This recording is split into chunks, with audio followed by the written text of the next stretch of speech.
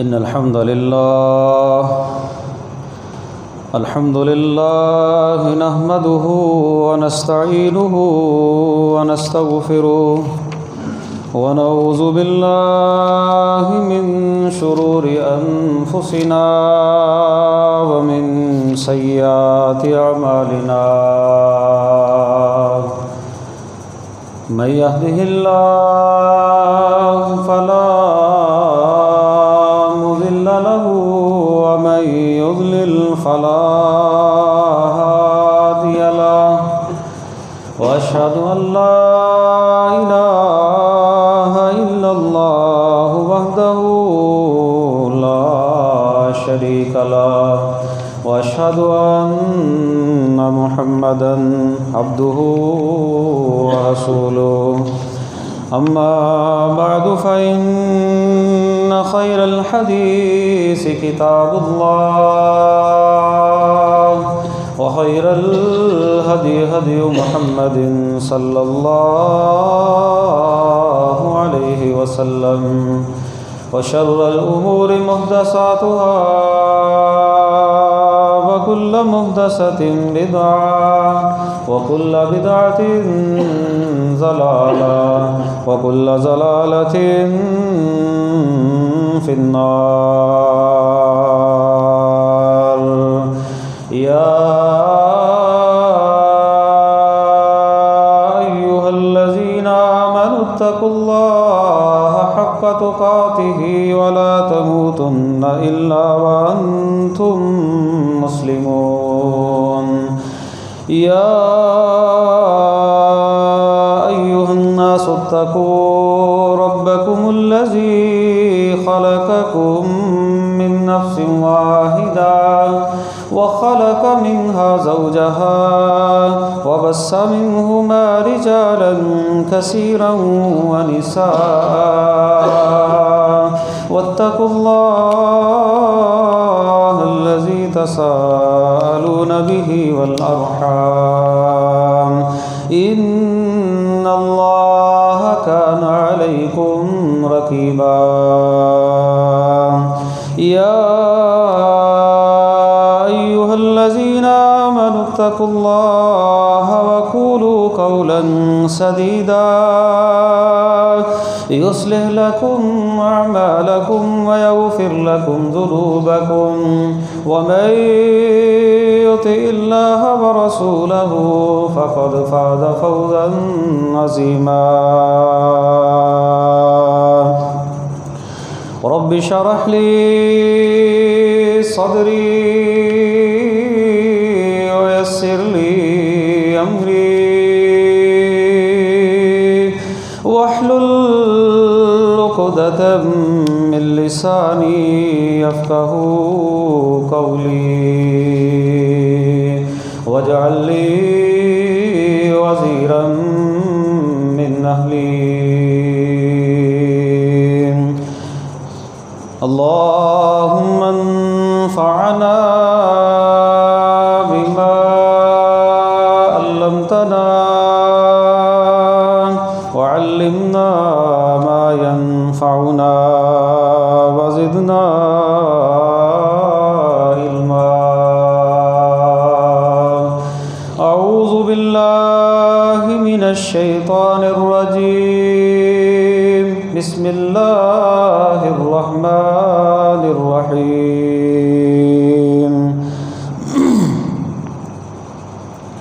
من عمل صالحا من ذكر أو أنثى وهو مؤمن فلنحيينه حياة طيبة ولنجزينهم أجرهم بأحسن ما كانوا يعملون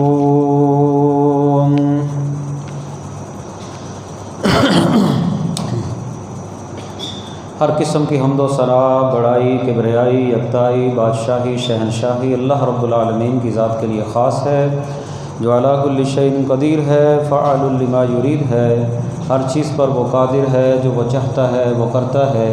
درود و سلام امام الانبیاء خاتم النبیین رحمت للعالمین جناب محمد رسول اللہ صلی اللہ علیہ وسلم کی ذات گرامی پر خاص بخشش اور رحمت کی دعا صحابہ اکرام، اہل بیت، تابعین نظام، اولیاء کرام، محدثین نظام اور بزرگان دین کے لیے حمد و ثنا کے بعد میرے قابل احترام بزرگوں، ساتھیوں، دوستوں، میری ماں اور بہنوں، ہم سب آدم علیہ السلام کی جو ہے وہ اولاد ہیں۔ ہم میں سے کوئی کالا ہے، کوئی گورا ہے، کوئی چھوٹے قد والا ہے، کوئی بڑے قد والا ہے، کوئی خوبصورت ہے، کوئی گندمی رنگ کا ہے، کوئی جو ہے وہ بالکل ہی جو ہے وہ کالے رنگ کا ہے، کوئی امیر ہے، کوئی غریب ہے، لیکن بحیثیت انسان اور بحیثیت مسلمان ایک وہ بندہ ہے جو سارا دن کاروبار کرتا ہے، کاروباری ہے، اپنے مال کو زیادہ سے زیادہ جو ہے وہ بڑھاتا ہے، اور ایک وہ بندہ ہے جو خون پسینے سے صبح سے لے کر شام تک 500,000 کی صرف جو ہے وہ دہاڑی لگاتا ہے۔ لیکن دونوں کے دل کے اندر یا کسی بھی انسان کے روپ کے اندر یا انسانی حیثیت میں، چاہے وہ کالا ہے، چاہے وہ گولا ہے، چاہے وہ خوبصورت ہے، چاہے وہ جو ہے وہ گندمی رنگ کا ہے، یا کوئی بلیک ہے، یا کوئی اچھا نہیں لگتا، یا اس کی صورت اتنی اچھی نہیں، لیکن دل کے اندر ایک خواہش جو ہے وہ کامن ہے۔ وہ کیا ہے؟ ہمارے دل میں یہ خواہش ہے کہ میری زندگی کس طرح جو ہے وہ خوشگوار ہو سکتی ہے۔ دنیا میں جتنی بھی انسان محنت کرتا ہے نا، اس کا ایک مقصد ہوتا ہے کہ میری دنیا اچھی ہو جائے، اور اس کے ساتھ ساتھ اگر اللہ توفیق دے تو آخرت بھی اچھی ہو جائے۔ آپ دیکھتے ہیں جس کے پاس تھوڑے سے 4 پیسے زیادہ آتے ہیں، اس کی یہ کوشش ہوتی ہے میں اپنے بیوی بچوں کے ساتھ کسی ایسے ٹاؤن کے اندر، کسی ایسی کھلی جگہ کے اندر گھر بناؤں جہاں پر مجھے سکون ہو، میرے بچوں کی پرورش اچھی ہو، مجھے سہولیات میسر ہوں۔ بالکل یہی خواہش ایک غریب کے دل میں بھی ہوتی ہے، لیکن وہ اپنی حیثیت کے مطابق جتنا اس سے ہو سکتا ہے وہ بھی کرتا ہے۔ خوشگوار ہونا اور خوشحالی کے خواب دیکھنا گویا کہ یہ ہر ایک کے دل کے اندر خواب ہے۔ آج میں آپ کے سامنے ان رہنما اصولوں میں سے ایک اصول آپ کے سامنے جو ہے وہ رکھنا چاہتا ہوں کہ اگر ہم اس اصول کے اوپر کاربند ہو جائیں، پلے باندھ لیں، ثابت قدم ہو جائیں، تو اللہ رب العالمین کا قرآن کے اندر وعدہ ہے کہ اس بندے کو اللہ تعالیٰ زندگی خوشحال دیتے ہیں۔ اب جو ہمارا سب کا خواب ہے، ہم اس کی رہنمائی جو ہے وہ قرآن سے لیتے ہیں۔ قرآن مجید کا وہ مقام جو میں نے آپ کے سامنے تلاوت کی ہے سورہ النحل ہے، 14واں پارہ ہے، آیت نمبر 97 ہے، 97 نمبر آیت ہے۔ اللہ تعالیٰ فرماتے ہیں من عمل صالحا من ذکر او انثی وہو مومن، مرد ہے یا عورت ہے، مذکر ہے یا مؤنث ہے۔ اب عورتوں کے دل میں بھی تو خواہش ہوتی ہے نا، مرد ہے یا عورت ہے وہ ایمان والا۔ اللہ فرماتے ہیں وہ نیک عمل کرے، اچھے عمل کرے، صالح عمل کرے، فرماتے ہیں اللہ فَلَنُحْيِيَنَّهُ حَيَاةً طَيِّبَةً، ہم اس کو ایک پاکیزہ زندگی جو ہے وہ دیں گے۔ یعنی کہ پاکیزہ زندگی اس بندے کو ملتی ہے جو مرد ہے، عورت ہے، ایمان لانے کے بعد نیک عمل کرتا ہے۔ اور صرف یہی نہیں، آگے اللہ فرماتے ہیں وَلَنَجْزِيَنَّهُمْ أَجْرَهُمْ بِأَحْسَنِ مَا كَانُوا يَعْمَلُونَ۔ حیاتاً طیبتاً کا پہلا فائدہ یہ ہے کہ دنیا پاکیزہ ملتی ہے۔ عمل صالح کا مطلب، عمل صالح کرنے کا ایک فائدہ یہ ہے کہ حیاتاً طیبتاً ملتی ہے۔ دوسرا فائدہ اللہ فرماتے ہیں نیک عمل کرنے کا یہ بھی ہوگا کہ تمہاری آخرت بھی بہتر ہو جائے گی۔ اللہ اس کا بدلہ بھی تمہیں دیں گے، لیکن اس کا سب سے پہلے فائدہ تمہیں دنیا میں ملے گا۔ اور اسی چیز کو اللہ تعالیٰ نے قرآن مجید کے دوسرے مقام پر بھی بیان کیا ہے، فرمایا ان الذین آمنوا وعملوا الصالحات طوبی لہم وحسن مآب، جو ایمان لانے کے بعد عمل صالح کرتے ہیں ان کے لیے خوشخبری ہے، خوشحالی ہے، خوشخبری ہے، طوبی ہے ان کے لیے وحسن مآب، ان کا ٹھکانہ بھی بڑا اچھا ہے اللہ کے ہاں۔ اور پھر اللہ رب العالمین نے قرآن مجید میں 9ویں پارے میں بھی یہ بات ذکر کی، فرمایا وَلَوْ أَنَّ أَهْلَ الْقُرَىٰ آمَنُوا وَاتَّقَوْا، اگر بستیوں کی بستیوں والے ایمان لے آئیں، وَاتَّقَوْا اور متقی ہو جائیں، پرہیزگار بن جائیں، لَفَتَحْنَا عَلَيْهِمْ بَرَكَاتٍ مِّنَ السَّمَاءِ، اللہ ان کے اوپر آسمان سے برکتوں کے دروازے کھول دے گا۔ یہ ایک ایک لفظ کا ترجمہ میں آپ کے سامنے کر رہا ہوں کہ وَلَوْ أَنَّ أَهْلَ الْقُرَىٰ آمَنُوا وَاتَّقَوْا، ایمان لائیں، تقوی اختیار کریں، لَفَتَحْنَا عَلَيْهِمْ بَرَكَاتٍ مِّنَ السَّمَاءِ، آسمان سے اللہ برکتوں کے دروازے کھول دیں گے، لیکن کب؟ جب ایمان کے بعد تقوی اختیار کیا ہوگا۔ اور 28ویں پارے میں اللہ تعالیٰ فرماتے ہیں وَمَن يَتَّقِ اللَّهَ يَجْعَل لَّهُ مَخْرَجًا، جو بندہ اللہ تعالیٰ سے ڈر جاتا ہے نا، اللہ تعالیٰ اس کے لیے مشکلوں سے نکلنے کے راستے پیدا فرما دیتے ہیں، وَيَرْزُقْهُ مِنْ حَيْثُ لَا يَحْتَسِبُ، اور ایسے راستے پیدا کرتے ہیں کہ بندے کے گمان میں بھی نہیں ہوتا، اللہ اس کو وہاں سے رزق دے دیتے ہیں۔ یہ کس کی وجہ سے؟ وَمَن يَتَّقِ اللَّهَ، تقوی کی وجہ سے، ڈر کی وجہ سے، ایمان اور عمل صالح کی وجہ سے۔ اور اسی بارے میں آگے اللہ فرماتے ہیں وَمَن يَتَّقِ اللَّهَ يَجْعَل لَّهُ مِنْ أَمْرِهِ يُسْرًا، جو اللہ سے ڈر جاتا ہے نا، تقوی اختیار کرتا ہے۔ تقوی کا مطلب کیا ہوتا ہے؟ انسان اپنی صورت، شکل، قول، فعل، عمل، جو بھی وہ چیز ہے، ہر چیز قرآن و سنت کے مطابق بنا لے، یہی عمل صالح ہے، یہی تقوی ہے، یہی عمل صالح ہے، اسی کا نام تقوی ہے۔ وہ تقوی والا بندہ یہ نہیں ہوتا کہ جو ننگا بیٹھ جائے، گندا بیٹھ جائے، کپڑے نہ پہنے، نہائے نہ، اس کو لوگ ولی اللہ سمجھتے ہیں، نہیں، ہر وہ بندہ جو تقوی اختیار کرتا ہے وہ اللہ کے قریب ہے، اور اس کے لیے اللہ تعالیٰ راستے پیدا فرماتے ہیں۔ یجعل لہ من امرہ یسرا، اس کے ہر کام میں اللہ تعالیٰ آسانی پیدا فرما دیتے ہیں۔ یہ پہلا فائدہ ہے ایمان اور عمل صالح کا۔ اور آپ جانتے ہیں وعد اللہ حقا، اللہ کا وعدہ سچا ہے۔ ان اللہ لا یخلف المیعاد، اللہ اپنے وعدے کے خلاف نہیں کرتا۔ یہ بات ذہن میں رکھیں کہ اللہ رب العالمین اپنے وعدے کے خلاف نہیں کرتا، اور اللہ کا وعدہ یہ ہے من عمل صالحا من ذکر او انثی وهو مؤمن فلنحیینہ حیاتا طیبۃ، جو بندہ ایمان لائے، عمل صالح کرے، چاہے وہ مرد ہے چاہے وہ عورت ہے، اللہ اس کو پاکیزہ زندگی عطا فرمائیں گے۔ اور یہ خوشگوار زندگی گزارنے کا پہلا اصول ہے کہ آپ نیکیوں کے اوپر ثابت قدم ہو جائیں، نیکی کے کام بڑھ چڑھ کر کرنے شروع کر دیں، نیکی کے اوپر حفاظت شروع کر دیں، نیکی کے اوپر ہمیشگی شروع کر دیں، ہر اس جگہ پر جہاں پر گناہ کا موقع ملے اللہ سے ڈر جائیں۔ وَلِمَنْ خَافَ مَقَامَ رَبِّهِ جَنَّتَانِ، جو اللہ سے ڈر گیا اللہ اسے 2 باغ دیں گے۔ وَأَمَّا مَنْ خَافَ مَقَامَ رَبِّهِ وَنَهَى النَّفْسَ عَنِ الْهَوَىٰ فَإِنَّ الْجَنَّةَ هِيَ الْمَأْوَىٰ، جو اللہ سے ڈر گیا، خواہشات کے اوپر کنٹرول کر لیا، اللہ اس کو جنت بھی عطا کریں گے۔ یہ تو دنیا کے بعد ہے نا، لیکن دنیا میں اللہ کا وعدہ یہ ہے کہ نیکی اتنی اثر رکھتی ہے، اس نیکی کا، اس عمل صالح کا اتنا اثر ہوگا کہ دنیا پاک ہو جائے گی۔ اور دنیا کے پاک ہونے کا مطلب یہ ہے کہ اس کے ہر کام میں اللہ رب العالمین برکت عطا فرما دیں گے۔ ہماری زندگیوں میں برکات ہی تو ختم ہو چکی ہیں کہ ہم محنت بھی بڑی کرتے ہیں لیکن ہماری جو ہے وہ زندگی میں برکت نہیں ہے۔ ایمان اور عمل صالح کے لیے سب سے پہلے میں ایمان کے بارے میں چند ایک باتیں آپ کے سامنے جو ہے وہ ذکر کرنا چاہتا ہوں تاکہ بات جو ہے وہ سمجھ آ جائے کہ ایمان اور عمل صالح کی شرط اللہ نے لگائی ہے۔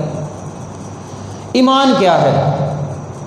اللہ تعالیٰ فرماتے ہیں ایمان، قرآن و سنت میں جو صحیح عقیدہ ہے نا ایمان کے بارے میں، وہ یہ ہے جو اہل سنہ والجماعت، انسان کا ایمان کم بھی ہو جاتا ہے انسان کا ایمان زیادہ بھی ہو جاتا ہے، اور یہ قرآن و سنت کی نصوص سے واضح عقیدہ ہے۔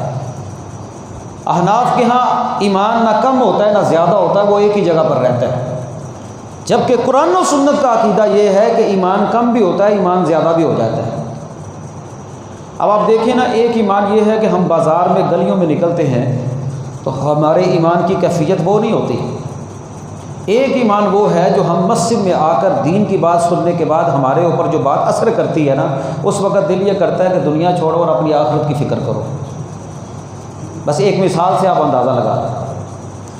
یہ ایمان ہمارا کم بھی ہو جاتا ہے، زیادہ بھی ہو جاتا ہے۔ جب گناہ کے کام زیادہ ہوتے ہیں ایمان کم ہو جاتا ہے، جب ایمان اور نیکی کے کام زیادہ ہوتے ہیں ایمان بھی زیادہ ہو جاتا ہے۔ اچھا، اس کو اللہ کے نبی صلی اللہ علیہ وسلم کی ایک حدیث سے سمجھ لیں۔ آپ صلی اللہ علیہ وسلم نے فرمایا قیامت کا دن ہوگا، اللہ رب العالمین جہنم سے ان لوگوں کو نکال لیں گے جن کے دل کے اندر جو کہ دانے کے برابر ایمان ہوگا۔ ایک حدیث میں آتا ہے اللہ ان لوگوں کو بھی نکال لیں گے جہنم سے جن لوگوں کے دل میں گندم کے دانے کے برابر ایمان ہوگا۔ ایک حدیث میں آتا ہے اللہ کے نبی فرماتے ہیں اللہ ان لوگوں کو بھی جہنم سے نکال لیں گے جن کے دل میں رائی کے دانے کے برابر بھی ایمان ہوگا۔ ایک حدیث میں آتا ہے اللہ کے نبی نے فرمایا اللہ تعالیٰ جہنم سے ان لوگوں کو بھی نکال لیں گے جن کے دل میں ذرہ برابر بھی ایمان ہوگا۔ یہ چار چیزیں حدیث میں موجود ہیں: جو کا دانہ، گندم کا دانہ، رائی کا دانہ اور ذرہ۔ اچھا یہ بتائیں، آپ نے جو کا دانہ دیکھا ہے؟ گندم کا دانہ وہ تو سب نے دیکھا ہے۔ رائی کا دانہ وہ اگر کسی پنسار کی دکان پہ جائیں نا اتنا سا ہوتا ہے، چھوٹا سا۔ اور ذرہ یہ جو ہواؤں میں اڑتا ہے، یہ سورج کی شعاع آتی ہے نا، بعض دفعہ کھڑکی سے سورج کی شعاع آتی ہو نا تو شعاع میں آپ کو ذرات اڑتے ہوئے نظر آتے ہیں، وہ ذرہ ہوتا ہے۔ وہ کتنا سا ہوتا ہے؟ اچھا جی، گندم کا دانہ بڑا، جو کا دانہ اس سے چھوٹا، رائی کا دانہ اس سے چھوٹا، ذرہ اس سے چھوٹا۔ فرق ہے کہ نہیں؟ سب میں، چاروں میں فرق ہے۔ لیکن جن کو نہیں سمجھ آتی وہ نہیں، وہ کہتے جی ایمان کم اور زیادہ ہوتا ہی نہیں۔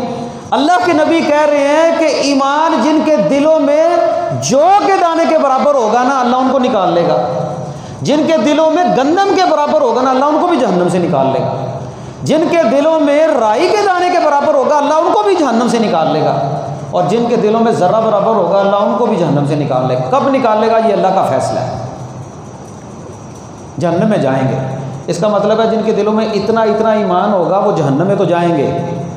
اور یہ بھی بات سمجھ آ گئی کہ ایمان والوں میں سے یہ ذرات اور درجات ہیں، ذرہ، رائی کا دانہ، جو کا دانہ، گندم کا دانہ، یہ درجات ہیں۔ اب یہ درجات تو اللہ کے نبی صلی اللہ علیہ وسلم نے جو ہے وہ خود بتا دیے۔ ایمان جس چیز کا نام ہے نا جو محدثین کے نزدیک ایمان ہے، اللہ کے نبی صلی اللہ علیہ وسلم فرماتے ہیں کہ ایمان اس کے جو درجات نبی پاک نے بتلائے ہیں، اور محدثین کا جو عقیدہ ہے، جو اہل سنہ والجماعت کا عقیدہ ہے، جو امام بخاری رحمہ اللہ کا عقیدہ ہے، وہ یہ ہے ایمان تین چیزوں کا نام ہے: اقرار باللسان، تصدیق بالقلب، وعمل بالجوارح۔ کہ ایمان بندہ زبان سے اقرار کرے، دل سے اس بات کی تصدیق کرے، اور جو اعضاء ہیں انسان کے جسم کے ان کے ساتھ عمل کر کے دکھائے۔ ان تین چیزوں کا نام ایمان ہے، تین چیزوں کا۔ ہمارے ہاں ایک بڑی خوش فہمی ہے، وہ یہ ہے ہم لوگ یہ سمجھتے ہیں کہ بھائی اللہ تعالیٰ نے جو جنت کے گروہوں کا ذکر کیا ہے نا قرآن مجید میں بھی، جو نبی پاک صلی اللہ علیہ وسلم نے بھی بتلائے ہیں، وہ کیا ہے؟ جنت میں جانے والے جو بنیادی طور پر بڑے بڑے گروہ ہوں گے نا، وہ چار گروہ ہیں، چار گروہ۔ وہ کون کون سا ہے؟ فرمایا پہلا گروہ ہوگا السابقون الاولون، جو نیکیوں میں سبقت لینے والے، پہلے اسلام قبول کرنے والے، یہ جنت میں جائیں گے۔ ایک گروہ وہ ہوگا جو اصحاب الیمین ہوں گے، جن کا قرآن نے بھی ذکر کیا، واصحاب الیمین ما اصحاب الیمین، وہ دائیں ہاتھ والے۔ کون سے دائیں ہاتھ والے؟ جن کو دائیں ہاتھ میں نامہ اعمال ملے گا، یہ بھی جنت میں جائیں گے۔ ایک گروہ قرآن نے ذکر کیا اصحاب الاعراف کا، قرآن کے اندر پوری ایک سورت اعراف ہے، وہ گروہ ہوگا جو جنت اور جہنم کے درمیان ایک مقام ہے وہاں پر ہوں گے، نہ جہنمی ہوں گے نہ جنتی ہوں گے، لیکن ان کو یہ امید ہوگی کہ اللہ ان کو جنت کے اندر داخل کر دے گا، یہ بھی ایک جنتی گروہ ہوگا۔ تین بڑے بڑے گروہ۔ چوتھا گروہ جو جنت میں جانے والا ہوگا نا، یہ ہوگا جن کو جہنمیون کہا جائے گا۔ ان لوگوں کو جو ایمان والے ہوں گے اللہ ان کو جہنم سے نکالے گا۔ کس طرح نکالے گا؟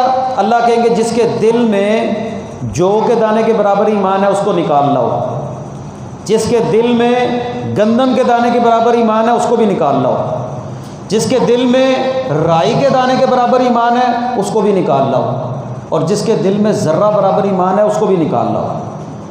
یہ لوگ جہنم سے سزا بھگتنے کے بعد جنت میں جائیں گے، ان کو جنت کی نہروں میں سے ایک غوطہ دیا جائے گا، لیکن ان کی ایک وادی الگ ہوگی، ان کا ایک نام ہوگا، وہاں پر ان کی ایک پہچان ہوگی، جہنمیون۔ وہ کیا؟ یہ وہ جنتی ہیں جو پہلے جہنم میں گئے تھے، پھر اللہ تعالیٰ نے ان کو رحمت کرتے ہوئے جہنم سے نکال دیا۔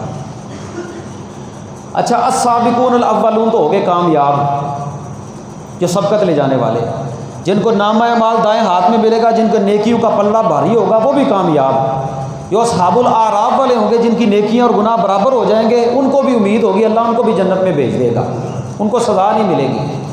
لیکن یہ جو جہنم سے نکلنے والے گروہ ہیں نا، ان گروہوں کے بارے میں چند ایک باتیں میں آپ کو بتانا چاہتا ہوں۔ ہمیں آج کل بڑی خوش فہمی ہے، ہم کہتے ہیں چلو کم از کم ہمارے دل میں سابقون الاولون والا ایمان نہیں تو کوئی بات نہیں، ہم اصحاب الیمین والے نہ بھی ہوں گے تو پھر بھی کوئی بات نہیں، اگر ہم اصحاب الاعراف والے بھی نہ ہوئے پھر بھی کوئی بات نہیں، تو کم از کم ہمارے دل میں گندم کے برابر تو ایمان ہے نا۔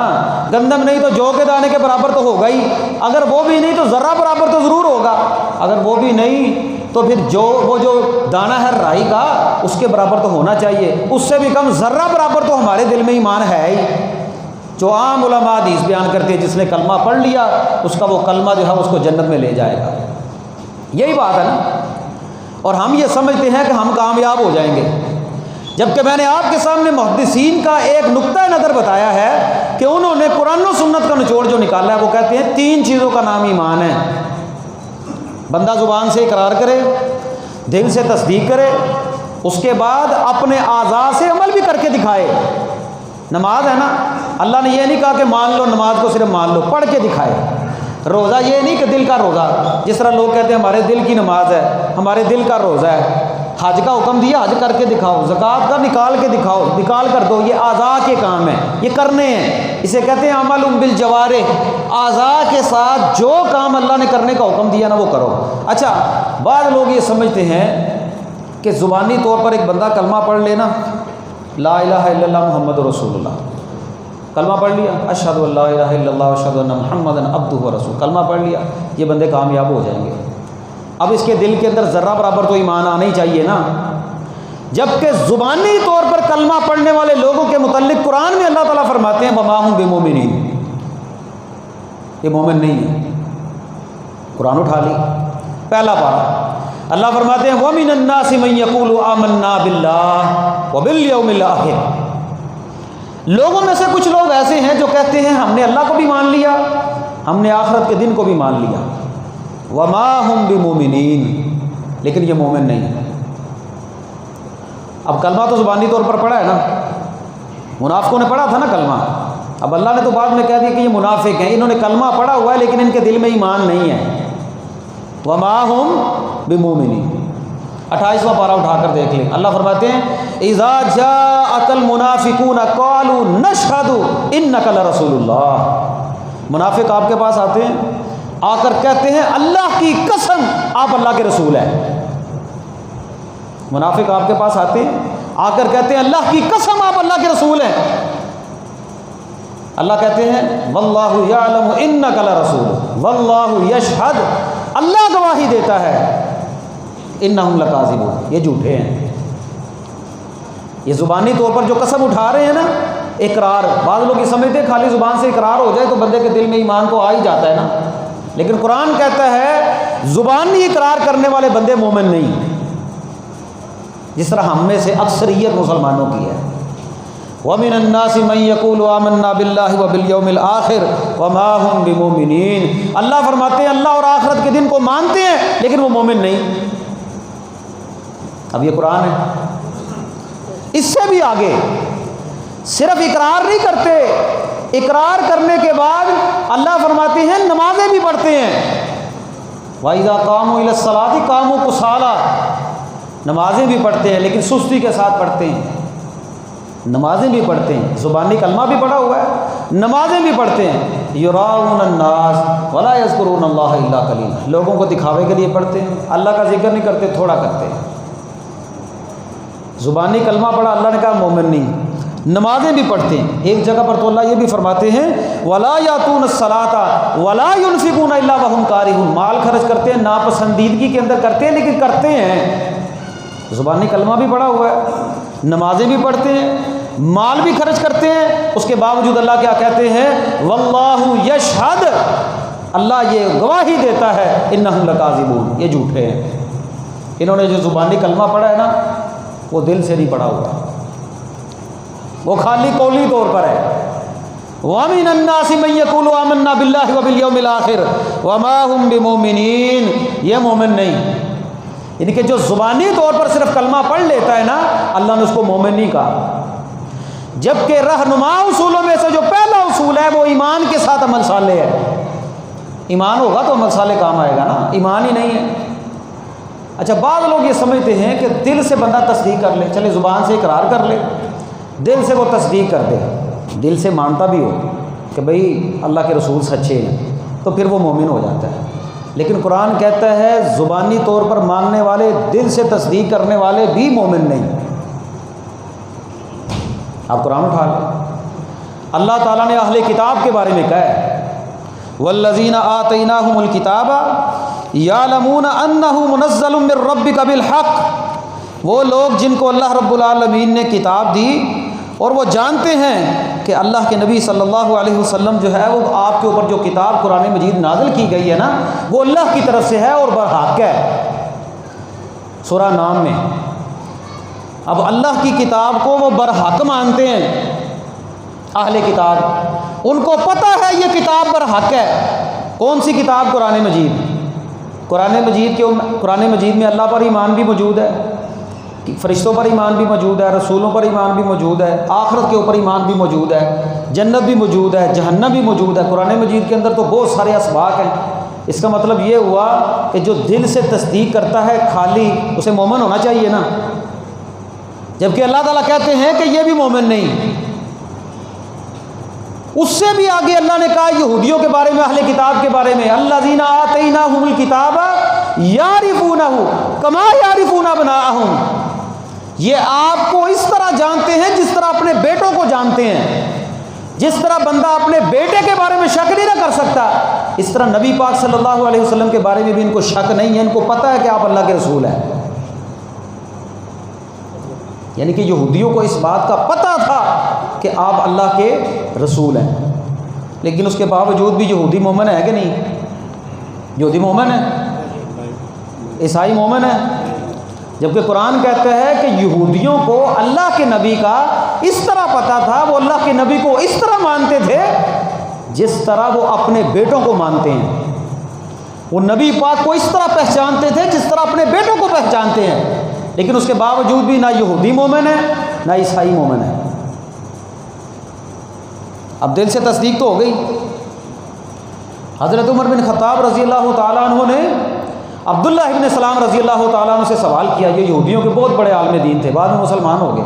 کہنے لگے یہ بتائیے کیا آپ کو اسلام سے پہلے نبی پاک کے بارے میں پتہ تھا؟ کہنے لگے ہاں ہمیں پتہ تھا آپ اللہ کے سچے رسول ہیں، لیکن جب تک انہوں نے کلمہ نہیں پڑھا، نبی پاک کے پاس نہیں آئے، تو عبداللہ بن سلام مومن تھے۔ جو بات میں سمجھانا چاہ رہا ہوں توجہ میری طرف رکھیں کہ جو لوگ زبان سے صرف کلمہ پڑھتے ہیں اللہ نے ان کو کہا ہے کہ یہ مومن نہیں۔ جو لوگ دل سے تصدیق کرتے ہیں جس طرح یہودیوں نے بھی تصدیق کی، ان کو پتہ تھا کہ اللہ کے نبی رسول ہیں، لیکن اللہ نے پھر بھی کہا یہ مومن نہیں، یہ مسلمان نہیں۔ زبان سے اقرار کر لے بندہ، دل سے تصدیق کر لے، دو کام ہو جائیں نا پھر بھی بندہ مومن نہیں بنتا۔ کیسے؟ میں مثال دیتا ہوں۔ اللہ کے نبی صلی اللہ علیہ وسلم کی ایک حدیث ہے اور اس میں ایک واقعہ موجود ہے اللہ کے نبی صلی اللہ علیہ وسلم کی سیرت کے حوالے سے۔ سردار ابو سفیان رضی اللہ تعالیٰ عنہ بھی مسلمان نہیں ہوئے تھے، وہ بادشاہ روم بادشاہ ہرقل کے پاس گئے۔ بادشاہ ہرقل جو عیسائیوں کا بادشاہ تھا، بادشاہ وقت ہے روم کا بادشاہ، کیسر اور کسرا دو حکومتیں تھیں دنیا پر اس وقت، بڑی حکومتیں، جس طرح آج بھی ہم مانتے ہیں امریکہ اور روس ہے، بڑی طاقتیں تھیں دنیا کے اندر۔ روم اس کا ایک طاقت تھی بہت بڑی، یہ عیسائیوں کا بادشاہ تھا۔ سردار ابو سفیان رضی اللہ تعالیٰ عنہ مسلمان نہیں ہوئے تھے، یہ گئے وہاں پر، بادشاہ ہرقل نے ان کو بلا لیا۔ بادشاہ ہرقل نے سردار ابو سفیان رضی اللہ تعالیٰ عنہ سے 9-10 سوال کیے تھے، 9-10 سوال پوچھے، جن میں سے چند ایک سوال میں آپ کے سامنے رکھتا ہوں۔ انہوں نے کہا پہلے یہ بتاؤ کہ جنہوں نے تم میں سے نبوت کا دعویٰ کیا ہے محمد صلی اللہ علیہ وسلم، ان کا نسب کیسا ہے، ان کا خاندان کیسا ہے، حسب نسب۔ انہوں نے کہا ایسا حسب نسب کسی کا بھی نہیں، بہترین نسب ہے ان کا، بڑا خاندانی لوگ ہیں، بڑا نام ہے ان کا۔ بادشاہ ہرقل نے سردار ابو سفیان سے جو بھی مسلمان نہیں ہوئے دوسرا سوال کیا، انہوں نے کہا یہ بتائیے کہ ان سے پہلے بھی کسی نے ان کے خاندان میں نبوت کا دعویٰ کیا تھا؟ کہنے لگے نہیں، صرف انہی نہیں کیا۔ کہنے لگے یہ بتاؤ کہ ان کے خاندان میں سے کوئی بادشاہ گزرا ہے؟ سردار ابو سفیان کہنے لگے بادشاہ بھی کوئی نہیں گزرا۔ نمبر 4 انہوں نے کہا یہ بتائیے کہ محمد صلی اللہ علیہ وسلم کی جو پیروی کرنے والے لوگ ہیں وہ امیر ہیں کہ غریب ہیں؟ کہنے لگے غریب ہیں۔ 5واں سوال انہوں نے یہ کیا، یہ بتائیے کہ ان کی تعداد بڑھتی جا رہی ہے یا کم ہوتی جا رہی ہے؟ جن لوگوں نے نبی پاک کو مانا ہے وہ بڑھتے جا رہے ہیں یا کم ہوتے جا رہے ہیں؟ انہوں نے کہا یہ دن بدن بڑھتے جا رہے ہیں۔ یہ سوال کیا۔ اچھا یہ بتائیے کہ جو اس نبی کو مان لیتا ہے کیا وہ مرتد بھی ہو جاتا ہے، دوبارہ دوسرے دین میں چلا جاتا ہے؟ کہنے لگے نہیں، ایسا تو کوئی بندہ نہیں۔ پھر انہوں نے سوال ایک یہ کیا، یہ بتائیے کہ کبھی انہوں نے آپ کے ساتھ وعدہ خلافی کی ہے؟ کہنے لگے وعدہ خلافی بھی نہیں کی۔ کہ ہاں اتنا ضرور انہوں نے کہا، کہنے لگے ہاں ابھی ہمارا ان کا درمیان معاہدہ ہے، پتہ نہیں وہ سچ بولتے ہیں کہ جھوٹ بولتے ہیں، معاہدہ کی پاسداری کریں گے یا پاسداری نہیں کریں گے۔ سردار ابو سفیان کہنے لگے صرف اتنا سا جھوٹ میں نے ملایا درمیان میں، کافر ہونے کے باوجود جھوٹ نہیں بولا۔ کہنے لگے یہ بتاؤ کہ وعدہ خلافی کرتے ہیں؟ کہنے وعدہ خلافی بھی نہیں کرتے، مسلمان ہیں نا ہم لوگ۔ خیر بات دوسری طرف نہ چلے جائے، نبی پاک کہہ رہے سردار ابو سفیان کافر ہونے کے باوجود نبی پاک کی گواہی دے رہے ہیں۔ سردار ابو سفیان کہہ رہے ہیں کہ نبی پاک وعدہ خلافی بھی نہیں کرتے۔ انہوں نے کہا اچھا یہ بتاؤ تمہاری ان کے ساتھ کبھی جنگ ہوئی ہے؟ نتیجہ کیا نکلا؟ کہنے لگے ہاں جنگ ہوئی ہے، ڈول کی مانند ہے، کبھی جنگ وہ جیت جاتے ہیں کبھی جنگ ہم جیت جاتے ہیں۔ کہنے لگا اچھا یہ بتاؤ کہ وہ جو ہے جو نبوت کا دعویٰ کرتے ہیں وہ تم میں کس چیز کا تم کو حکم دیتے ہیں؟ کہنے لگے ہمیں وہ حکم دیتے ہیں اللہ کے ساتھ کسی کو شریک نہ بناؤ، باپ دادا کی جو ہے وہ اپنے شرک کے اوپر نہ چلو، شرک نہیں کرنا اللہ کی ذات کے ساتھ، اللہ کی عبادت کرو، نماز پڑھو، سچ بولو اور پرہیزگاری اختیار کرو اور صلہ رحمی کرو، یہ وہ ہمیں حکم دیتے ہیں۔ اب بادشاہ ہرقل جو اس وقت عیسائیوں کا بادشاہ تھا وہ کہنے لگا اگر تو جو باتیں تم نے کی ہیں نا یہ سچی ہیں نا تو پھر میں جان لو کہ محمد صلی اللہ علیہ وسلم اللہ کے سچے نبی ہیں۔ اچھا یہ سبحان اللہ تو ہم بڑی پڑھتے ہیں اس واقعے پر آ کر، اور خاص طور پر جب پنجابی یہ واقعہ بیان کرتے ہیں نا 1 گھنٹہ تو لگ ہی جاتا ہے، پھر اس کے بعد سبحان اللہ بھی بڑی ہوتی ہے اور سبحان اللہ کیا کرنا، لیکن جو یہاں پر بات سمجھنے والی ہے نا وہ میں سمجھانا چاہ رہا ہوں۔ عیسائی ہونے کے باوجود، بادشاہ وقت ہونے کے باوجود، ایک کافر کی گواہی کے باوجود، اور سب سے اخیر میں ایک بادشاہ نے جو کہا کہ اگر تمہاری باتیں سچی ہیں نا تو میں اس بات کی گواہی دیتا ہوں کہ محمد اللہ کے رسول ہیں صلی اللہ علیہ وسلم، لیکن اس کے باوجود تاریخ گواہ ہے بادشاہ ہرقل نے زبان سے بھی مان لیا تھا، دل سے بھی تصدیق کر دی تھی، لیکن وہ عیسائی مرا، اسلام نے اس کو مسلمان نہیں سمجھا، کیونکہ وہ نبی پاک کے پاس آ کر نہ تو اس نے حکومت چھوڑی، نہ اپنی رعایا کے ڈر سے اعلان نہیں کیا اپنی اسلام کا۔ اگر کر بھی دیتے تو اسلام نے ایسے اسلام کو جو زبانی مانے، دل سے تصدیق بھی کر لیا لیکن وہ مسلمان نہیں۔ ہم لوگ بھی زبانی کلمہ بھی پڑھتے ہیں، اللہ کے نبی کو سچا بھی مانتے ہیں اور نعرے بھی بڑے لگاتے ہیں، حرمت رسول پر جان بھی قربان ہے، لیکن اللہ جانتا ہے نبی پاک کی باتوں کو ماننے کے لیے تیار نہیں۔ جب نبی پاک صلی اللہ علیہ وسلم نے کوئی صفا پر چڑھ کر کہا تھا نا قولوا لا الہ الا اللہ تفلحوا، لا الہ الا اللہ پڑھ لو تم کامیاب ہو جاؤ گے، اللہ جانتا ہے ان کو پتہ تھا لا الہ الا اللہ کا مطلب کیا ہے۔ اگر صرف زبان سے لا الہ الا اللہ پڑھنا ہوتا نا تو نبی پاک کے چچا، نبی پاک کا خاندان سارے کا سارا زبانی کلمہ پڑھ کے مسلمان ہو چکا ہوتا، لیکن ان کو پتہ تھا کلمے کا مطلب یہ ہے کہ زبان سے ماننا ہے، دل سے بھی ماننا پڑے گا، اور پھر جہاں جہاں نبی پاک حکم دیں گے وہ بھی ماننا پڑے گا۔ روم کے بادشاہ ہرقل نے نبی پاک کا اقرار بھی کیا وہ اللہ کے نبی ہیں، سردار ابو سفیان گواہ ہے، کتابوں میں موجود ہے، دل سے تصدیق بھی کر دی، لیکن قرآن پھر بھی کہتا ہے ایسے لوگ جو صرف زبانی کلمہ پڑھنے والے ہیں، تصدیق کرنے والے ہیں، یہ مومن نہیں۔ یہ ایمان والا سلسلہ اتنا مشکل سلسلہ ہے۔ آج تو ہماری بات یہ ہوتی ہے نا کہ کلمہ پڑھنے والا بندہ جنت میں جائے گا کہ نہیں جائے گا، یہی بات ہے نا ساری۔ ہم نماز نہیں پڑھتے، ہم جنت میں جائیں گے کہ نہیں جائیں گے، ہم روزہ نہیں رکھتے تو ہم جنت میں جائیں گے کہ نہیں جائیں گے، نہیں ہم زکوٰۃ دیتے، نہیں ہم حج کرتے، جنت میں جائیں گے کہ نہیں، یہی بات ہے نا ہماری۔ اس بات سے ہٹ کر نہیں کرتے کہ یار ہمارے دل میں وہ جو اللہ کے نبی کی حدیث ہے، یہ خوش فہمی ہے ہماری۔ اللہ کے نبی نے جو جنتی گروہوں کا تذکرہ کیا نا وہ سابقون الاولون ہے، اصحاب الیمین ہے دوسرا گروہ، تیسرا گروہ اصحاب الاعراف ہے، چوتھا گروہ ان لوگوں کا ہوگا جو جہنم میں جائیں گے۔ ایمان ان کے دلوں میں موجود ہوگا، لیکن کتنا ایمان ہوگا؟ کسی کے دل میں جو کے دانے کے برابر، کسی کے دل میں جو ہے وہ گندم کے دانے کے برابر، کسی کے دل میں ذرہ، کسی کے دل میں رائی کے دانے کے برابر، کسی کے دل میں ذرے کے برابر ایمان ہوگا۔ لیکن ہمارے دلوں میں کلی طور پر ماننے سے، تصدیق کرنے سے ذرہ بھی پیدا نہیں ہوتا،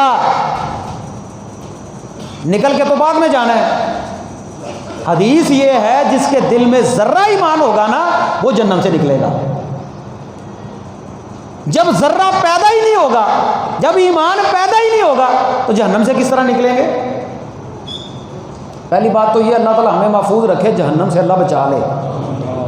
ہم لوگ بڑے دلیر ہو چکے ہیں۔ میں نے ایک بندے کو تبلیغ کی، وہ پتہ ہے 2 کٹ کی تو 2 بد کی، جتیاں تو سانو پینی ہی نہیں، جہنم سے جانے ہی جانا ہے، اسی اللہ آپ ہی کٹ لے گا۔ اتنے دلیر ہو چکے ہیں۔ یہ گرمی دیکھ رہے ہیں نا باہر،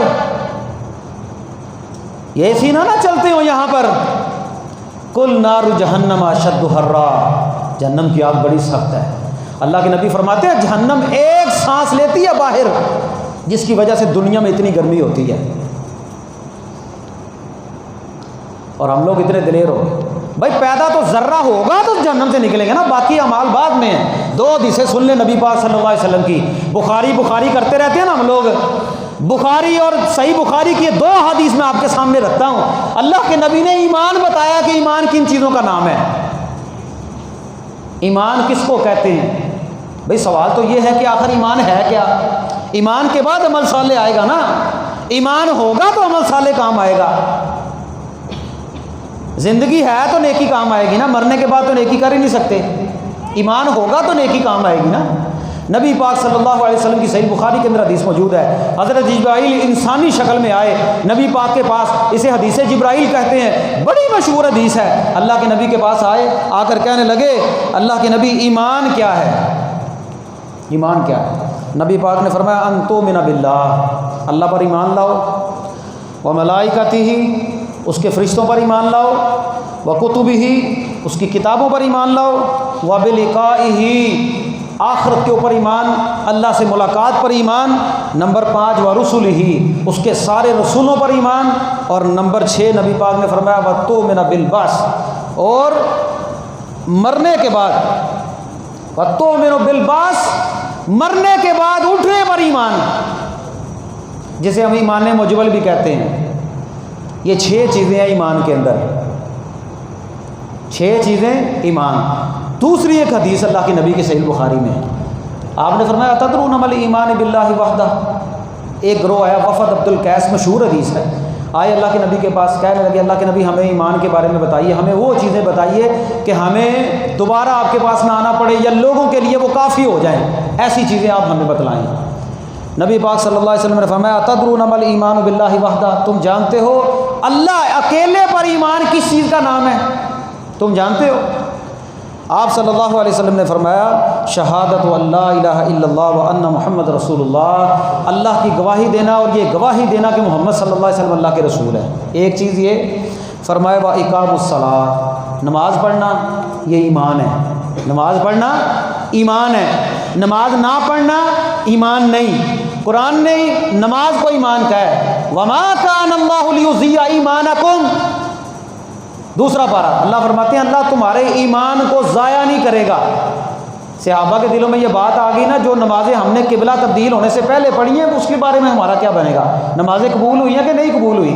اللہ نے یہ نہیں کہا اللہ تمہاری نمازیں قبول کرے گا، اللہ یہ کہا وما کان اللہ لیضیع ایمانکم، اللہ تمہارے ایمان کو یعنی کہ نمازوں کو ضائع نہیں کرے گا۔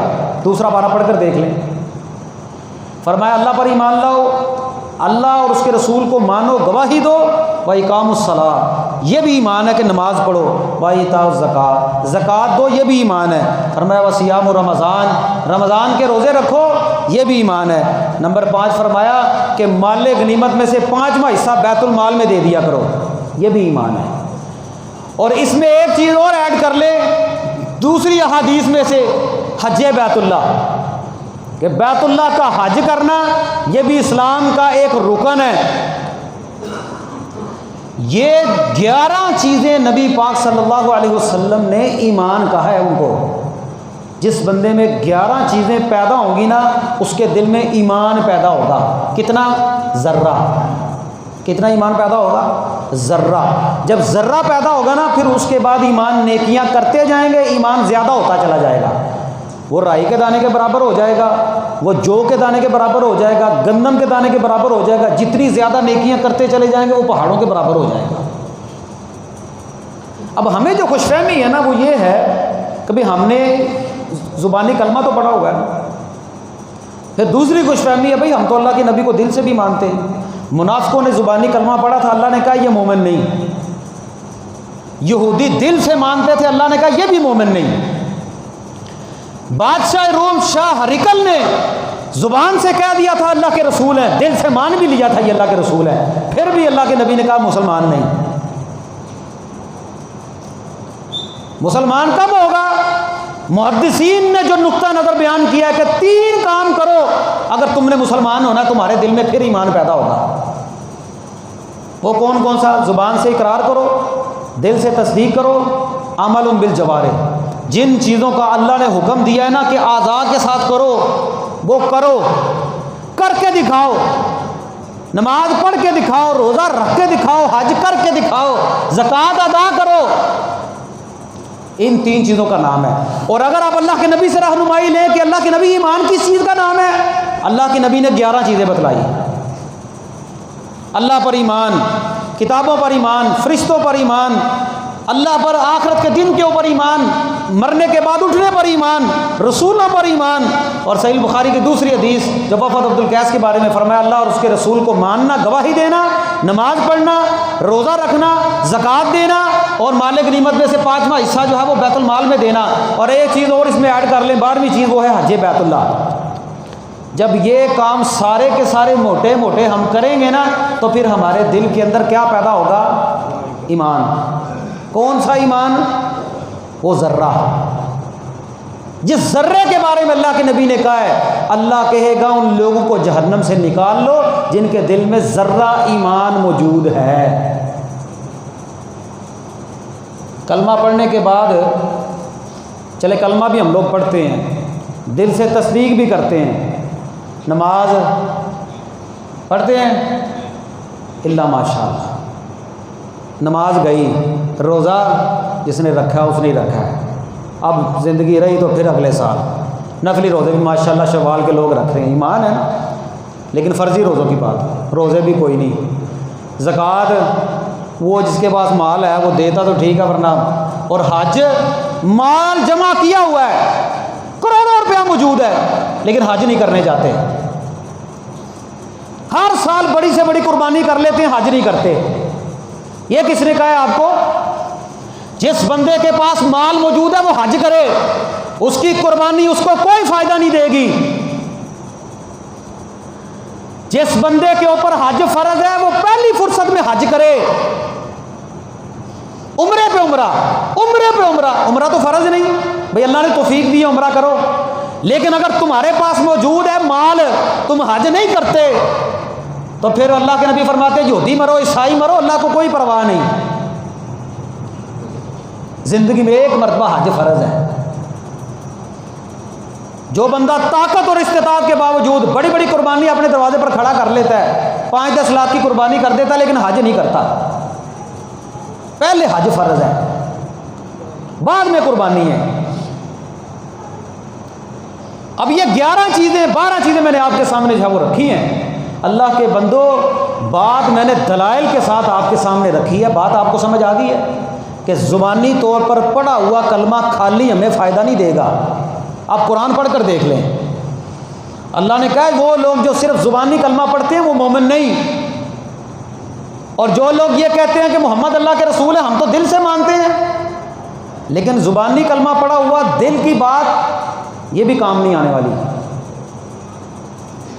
ہاں ایک صورت ہے، آپ نے زبانی کلمہ پڑھا، دل سے مان لیا، بعد میں آپ کو نیکی کرنے کا ٹائم ہی نہیں ملا، زندگی ختم ہو گئی، پھر ہے۔ لیکن اگر کلمہ پڑھنے کے بعد، دل سے ماننے کے بعد زندگی ملی، اس میں نہ نماز پڑھی، نہ روزہ رکھا، نہ حج کیا، نہ زکوٰۃ دی، پھر دل میں ذرہ بھی پیدا نہیں ہوا۔ یقین کریں اگر کلمہ پڑھنا اتنا آسان ہو نا، یہ سارے کے سارے کلمہ پڑھ کر مسلمان ہو جائیں۔ کلمہ پڑھنے کا مطلب یہ ہے اللہ کے نبی کی ہر بات کو ماننا پڑے گا، خوشی بھی ماننی پڑے گی، غمی بھی ماننی پڑے گی، ورنہ اللہ کے نبی کے سارا خاندان کلمہ پڑھ کے مسلمان ہو جاتا ہے۔ اگر تو ہم لوگ یہ چاہتے ہیں نا کہ ہمارے دل کے اندر ذرہ پیدا ہو اور پھر اس کے بعد وہ نیکی بڑھتی چلی جائے، پھر یہ 11 عمل تو ضروری ہیں، 11 کام ضروری ہیں، پھر اس کے بعد جو ہے وہ نیکی کا عمل کرتا رہے۔ پھر بندہ نیکی کا کام کرے گا، من عمل صالحا من ذکر و انثی، جو مذکر ہے، مؤنث ہے، مرد ہے، عورت ہے، نیکی کا کام کرے ایمان لانے کے بعد، اللہ فرماتے ہیں فَلَنُحْيِيَنَّهُ حَيَاةً طَيِّبَةً، ہم اس کو پاکیزہ زندگی دیں گے، طیب زندگی دیں گے۔ اگر بندہ چاہتا ہے اس کی زندگی خوشحال ہو، نیکی کے کام زیادہ سے زیادہ کریں، تقوی اختیار کریں، للہیت اختیار کریں، نمازی بن جائیں، روزہ رکھنے والے بن جائیں، اللہ کی راہ میں صدقہ خیرات کرنے والے بن جائیں، نیکی کا کوئی کام نہ چھوڑیں، برائی کے ہر کام کو چھوڑ دیں۔ جتنی زیادہ نیکیاں آپ کریں گے، نیکی اثر رکھتی ہے، آپ کی زندگی پاک ہو جائے گی، آپ کی پریشانیاں ختم ہو جائیں گی، اللہ آپ کی زندگی میں برکتیں پیدا کر دے گا۔ قرآن کہتا ہے وَلَوْ أَنَّ أَهْلَ الْقُرَىٰ آمَنُوا وَاتَّقَوْا لَفَتَحْنَا عَلَيْهِمْ بَرَكَاتٍ مِّنَ السَّمَاءِ، بستیوں والے ایمان لے آئیں، تقوی اختیار کریں، اللہ آسمان سے رحمتوں کی بارش برسا دے گا۔ اور چولستان میں بارش نہیں ہو رہی، پنجاب میں بارش نہیں ہو رہی، پاکستان میں بارش نہیں ہو رہی، گرمی سے مر رہے ہیں، توبہ کرنے کے لیے تیار نہیں، جھکنے کے لیے تیار نہیں۔ نماز استسقاء پڑھنے کا مطلب یہ اللہ کے سامنے جھک جاؤ، تکبر ہمارا ختم نہیں ہوتا، اکڑتے ہم لوگ پھرتے ہیں، ٹی وی، انٹینا، ڈش اور یہ ہر روز بے راہ روی اور یہ ساری کی ساری جو ہے وہ چیزیں اور فحاشی اور یعنی عروج پر ہے، کوئی بندہ اللہ کے سامنے جھکنے کے لیے تیار نہیں۔ وہ قوم یونس اللہ کے سامنے جھک گئی تھی، توبہ کرنے کے لیے ہم میں سے کوئی تیار نہیں، مسجد میں آنے کے لیے کوئی تیار نہیں، تو اللہ کی ناراضگی تو ہے نا۔ پھر بھئی اللہ کو راضی کرو، اجتماعی طور پر بھی، انفرادی طور پر بھی آپ چاہتے ہیں آپ کی زندگی میں برکت ہو، تو اللہ تعالیٰ کہتے ہیں نیکی کرو، تقوی اختیار کرو، اللہ رحمتوں کے دروازے کھول دیں گے۔ اگر نہ تم نے تقوی اختیار کیا، اللہ کا کیا بگاڑو گے؟ ہاں اللہ کو تو کچھ نہیں بگڑے گا، تمہارا بگڑے گا۔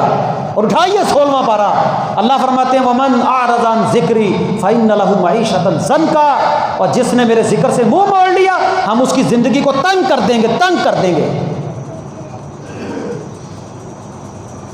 وَنَحْشُرُهُ يَوْمَ الْقِيَامَةِ أَعْمَىٰ، قیامت کے دن اندھا کر کے اٹھائیں گے۔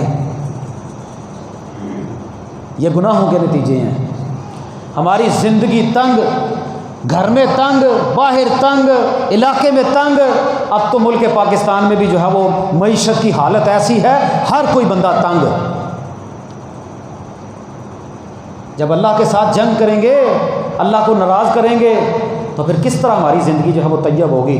زندگی گزارنے کے اصولوں میں سے یاد رکھ لیں، اس ادنا سے طالب علم کی یہ بات پلے باندھ لیں کہ زندگی میں خوشحالی چاہتے ہیں، اللہ سے ڈرنے والے بن جائیں. آپ کی تنہائی جتنی پاک ہوگی، آپ کی جو ہے وہ مجلس جتنی پاک ہوگی، اللہ اتنی ہی رحمت کے دروازے آپ کے اوپر جو ہے وہ کھول دے گا. رمضان کے اندر جو نیکیاں کی ہیں ان کو چھوڑے نہ، ہمیشہ نیکی کرتے رہیں، ہمیشہ زندگی نیکیوں کے اوپر گزاریں. زندگی بھی بہتر ہو جائے گی، انشاءاللہ آخرت بھی بہتر ہو جائے گی. اقول قولی ھذا استغفر اللہ لی ولکم.